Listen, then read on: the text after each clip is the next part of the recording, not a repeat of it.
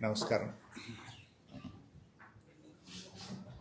రాష్ట్రంలో ఈరోజు జరిగినటువంటి ఒక హృదయ విదారకమైనటువంటి సంఘటన నిజంగా నాతో పాటు ఒక మధ్యతరగతి పేద కుటుంబాలందరినీ కూడా కలిచివేస్తూ ఉంది. ఆడపిల్లల తల్లిదండ్రులందరికీ ఆందోళన గురి చేస్తూ ఉంది.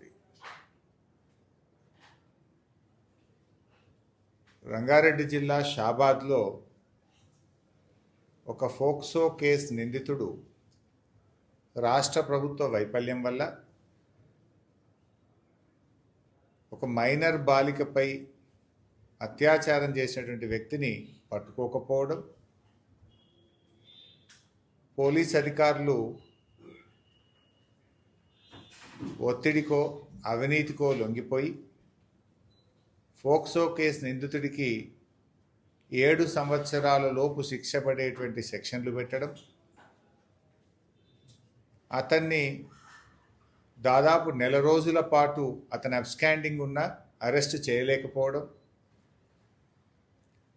అతను కోర్టు నుంచి యాంటిసిపేటరీ బెయిల్ తెచ్చుకొని పోలీస్ స్టేషన్ ముందు లొంగిపోయి ఇవాళ మొత్తం ఆ కుటుంబాన్నే అంతం చేయడం జరిగింది. అంటే రాష్ట్ర హోంమంత్రిగా ముఖ్యమంత్రిగా రేవంత్ రెడ్డి పూర్తిగా విఫలం చెందినారు. అంటే నైతిక విలువలున్న వాళ్ళైతే తక్షణమే హోంమంత్రిగా ముఖ్యమంత్రిగా రేవంత్ రెడ్డి రాజీనామా చేయాలి. అసలు నీకేమైనా మానవత్వం ఉందా? ఈరోజు రాష్ట్రానికి నువ్వే హోంమంత్రి, నువ్వే ముఖ్యమంత్రి. ఆ సంఘటనా స్థలానికి వెళ్లాల్సిన బాధ్యత నీకు లేదా? నిజంగా చెప్పాలంటే షాబాద్ హత్యలు ముమ్మాటికి ఇది పోలీస్ హత్యలు, ప్రభుత్వ హత్యలు. పోలీసుల నిర్లక్ష్యం వల్ల, ప్రభుత్వ తప్పిదాల వల్ల అన్యం పుణ్యం ఎరగని 3 చిన్నారులు, 3 పెద్దవాళ్ళు, 6 ఈరోజు హత్యకు గురైనారు.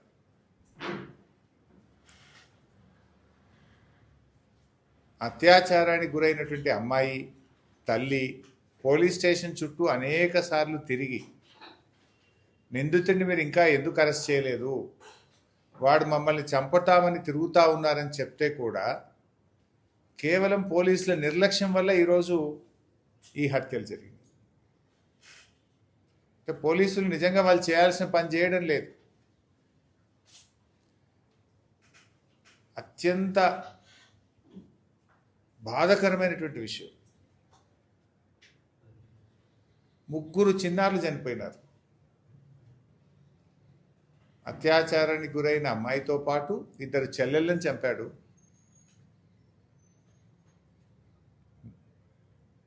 వాళ్ళ తల్లిని, నాయనమ్మను అందరినీ కూడా చంపడం జరిగింది. ఇంత తీవ్రమైన సంఘటన జరిగితే రాష్ట్ర ప్రభుత్వానికి కనీసం చీమగుట్టినట్లేదు రేవంత్ రెడ్డికి.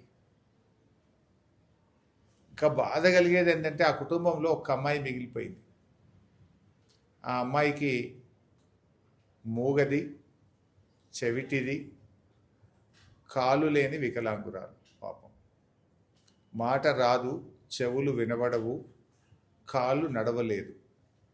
పూర్తిగా కుటుంబ సభ్యుల మీద ఆధారపడ్డ ఒకే ఒక్క అమ్మాయి మిగిలిపోయింది. ఆ అమ్మాయికి అన్నం తినిపియాలన్నా, ఆ అమ్మాయిని వాష్రూమ్ తీసుకువెళ్ళాలన్నా ఈ కుటుంబ సభ్యులే అన్నీ చేసేవారు ఆ అమ్మాయికి. ఇప్పుడు ఆ అమ్మాయి పరిస్థితి ఏంటి? ఆ అమ్మాయి జీవితం ఏంటి? పాపం చెవులు వినబడని, మాటలు రాని, నడవలేని ఆ అమ్మాయి జీవితాన్ని ఒక్కసారి ఊహించుకుంటే గుండె చెరువవుతుంది. ఇంత కర్కశంగా ఒక ఫోక్సో కేసు నిందితుడు హత్య చేస్తే ఇప్పటి వరకు పోలీసులు వారిని పట్టుకోలేకపోయారు. ఆనాడు అత్యాచారం చేసిన తర్వాత కూడా పోలీసులు పట్టుకోకుండా నిందితుడికి సహకారం అందించి నెల రోజుల పాటు అరెస్ట్ చేయకుండా అతను యాంటిసిపేటరీ బెయిల్ తేవడానికి ప్రభుత్వము, పోలీసులే సహకరించారు. ఇప్పుడు 10వ తేదీ రాత్రి 6 హత్య చేస్తే ఇంతవరకు ఆ నిందితుడిని పట్టుకోలేదు. పరామర్శ కోసం వెళ్ళిన బీఆర్ఎస్ పార్టీ డిప్యూటీ లీడర్, మాజీ హోంమంత్రి సబితా ఇంద్రారెడ్డి గారిని మాత్రం చేసి పట్టుకున్నారు. సబిత గారిని, సత్యవతి గారిని, పద్మ గారిని. అంటే మీ ప్రతాపం ఎవరి మీద? మాజీ హోంమంత్రి, బీఆర్ఎస్ పార్టీ డిప్యూటీ లీడర్, వారి మీదనేమో మీరు మొత్తం టీములు ఫామ్ చేసి టీములు పెట్టి మీరు వారిని అరెస్ట్ చేస్తారు. స్పెషల్ టీములు పెట్టారు. ఎందుకు? పరామర్శ కోసం వెళ్తామన్న సత్యవతి రాథోడ్నో, సబితా ఇంద్రారెడ్డినో, ఆర్ఎస్ ప్రవీణ్ గారినో, పద్మ గారినేమో వాళ్ళ ఇంటి దగ్గర నుంచి స్పెషల్ టీములు ఫామ్ చేసి వాళ్ళని అరెస్ట్ చేసి పోలీస్ స్టేషన్లలో పెడతారు. అత్యాచారం చేసి 6గురిని మర్డర్ చేసిన దొంగకేమో మీరు సహకారం అందిస్తారు. అసలు ఈ ప్రభుత్వం ఏమవుతుంది? ఎటువైపు పోతా ఉంది?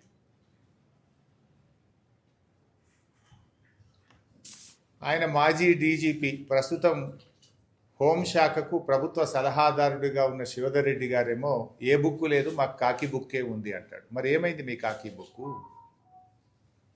మీ కాకి బుక్కు సరిగా పనిచేసి ఉంటే పోలీస్ కమిషనరో, డీసీపీఓ, డీజీపీఓ రివ్యూ చేసి ఉంటే ఎందుకు ఈ నిందితుడిని అరెస్ట్ చేయలేదు? మే 16వ తారీఖు నాడు అమ్మాయి రేపైంది, ఇప్పటిదాకా ఎందుకు అరెస్ట్ చేయలేదని రోజు రివ్యూ చేసే పోలీస్ కమిషనరో, డీజీపీఓ ఎందుకు అడగలేదు, ఎందుకు రివ్యూ చేయలేదు అని నేను అడుగుతా ఉన్నాను. అంటే రాష్ట్రంలో మీరు ఇంకోటి కూడా అడగాలి. డీజీపీ, హోమ్ మినిస్టర్ గారు ఫోక్సో కేసు నిందితుడికి 7 సంవత్సరాల లోపు సెక్షన్లు ఎలా పెడతారు అని రివ్యూ చేసే బాధ్యత డీసీపీకో, పోలీస్ కమిషనర్కో లేదా డీజీపీకో లేదా? ఇప్పుడు ఒక ఎస్ఐని సస్పెండ్ చేసి చేతులు దులుపుకుంటారా? మానవత్వం ఉంటే, నైతిక విలువలుంటే ఫస్ట్ హోంమంత్రిగా నువ్వు రాజీనామా చేయి Revanth Reddy. You are the failure home minister. ఇవాళ ఎంతసేపు ప్రతిపక్షాల మీద అక్రమ కేసులు పెట్టడానికి, ప్రతిపక్షాలను వేధించడానికి, ప్రతిపక్షాలను విచారణ చేయడానికి, ల్యాండ్ సెటిల్మెంట్లకు పోలీస్ స్టేషన్లను మీరు అడ్డాగా చేసుకున్నారు. పోలీసులను తమ విధులు తాము నిర్వర్తించకుండా పోలీసులను మీరు ల్యాండ్ సెటిల్మెంట్లకు అడ్డాగా మార్చినారు. పోలీస్ వ్యవస్థను మీరు ఇలా రాజకీయ వ్యవస్థగా మార్చడం వల్ల ఈ ఇబ్బంది వస్తూ ఉంది. ఇప్పుడు ప్రస్తుత డీజీపీ సివి ఆనంద్ ఏమో మావోయిస్టులే మంచోళ్ళు అంటాడు. పాత డీజీపీ ఏమో ఏ బుక్ లేదు, కాకి బుక్ ఉంది అంటాడు. మరి ఏమవుతుంది? అసలు ఎటుపోతుంది రాష్ట్రం? అన్యం పుణ్యం ఎరగని 3 చిన్నారులను అత్యంత కిరాతకంగా హత్య చేస్తే ఈ ప్రభుత్వానికి చీమగుట్టినట్టు కూడా లేదు. ఈ రాష్ట్రంలో ఆడపిల్లలున్న ప్రతి తల్లిదండ్రుల హృదయం ద్రవించిపోతూ ఉంది. ఏంది అసలు మా పిల్లల పరిస్థితి ఏందని ఇవాళ ప్రతి తల్లి తండ్రి ఆందోళన చెందుతున్నారు.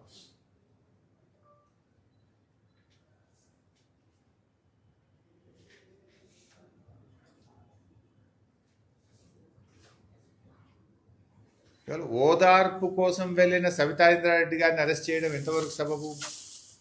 అంటే ఓదార్పు కోసం వెళ్ళిన వాళ్ళనేమో నేరస్తులుగా చూస్తున్నారు. అత్యాచారం చేసి 6గురు చంపిన వాళ్ళనేమో మీకు నేరస్తులుగా కనబడతలేరు. వాళ్ళకు స్పెషల్ టీములు ఫామ్ చేయరు, వాళ్ళని మీరు అరెస్ట్ చేయరు. రాష్ట్రం